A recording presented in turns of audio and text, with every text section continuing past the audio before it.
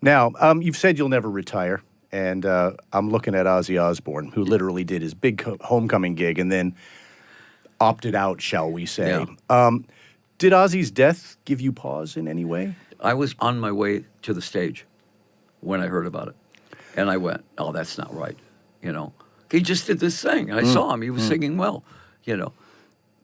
But, you know, when it finally hit, it was just one of those, you don't, even though you know it's coming, Yeah. especially with Ozzy, especially with certain guys in rock where you go, you know, it certainly hasn't been well for a while. No. But, I mean, what a shock to the system. And at the end of the show, I just said, everybody, let's say goodnight to Ozzy. And everybody just, Ozzy, Ozzy. So, I mean, he was a very beloved character in rock. I mean, tell me about your relationship with him. You knew him, you worked with him, you knew him. We did shows together. He was not one of those guys that I would say one of my best friends, but we were close when we saw each other. We would go, oh, good to see you, man. Da, da, da, da, da. We didn't hang in the same sort of people. You know, I knew Sharon, I think, more than I knew Ozzy, because I'd met Sharon before for other things, and I'd met Jack a couple of times.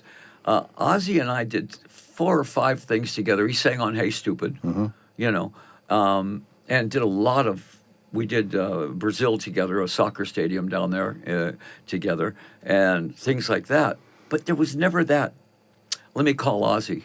Right. You know, there was never that thing. I just respected him, and I think we had a mutual respect for each other. We had a lot of the same players.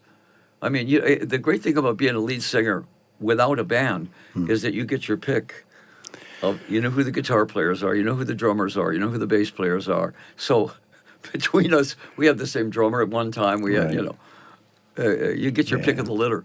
Yeah, he'll be missed. Can you explain why so many rockers refuse to retire? I mean, I'm looking at Mick and Keith, Sammy Hagar, Mick Box, Roger and Pete, Paul McCartney. I mean, it's certainly not for money. It's not for money. We could have retired 30 years ago when it comes to financially. It's not that. You're either a lifer or you're not. I've always been a lifer, you know, and Ozzy was a lifer. McCartney, like you said, the Stones are doing it because they love to do it. McCartney, if McCartney wasn't playing in his big shows, he'd be in a pub band somewhere because he just loves to play. I mean, has nothing to do with the financial part of it. Dylan does 200 shows a year. You know, what? Because that's what he loves to do, you know. So Townsend, I mean, the Who are going back out.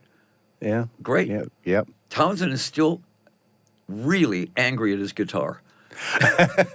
I saw Townsend maybe 5 years ago, and his knuckles were bleeding, and he was hitting the guitar, and I went, yeah. I said, I tell every young band, they said, what should we do? I said, go see Pete Townsend, go see Green Day, go see the Foo Fighters. These are the bands that bring it every night. They bring it. I said, that's what you need to do.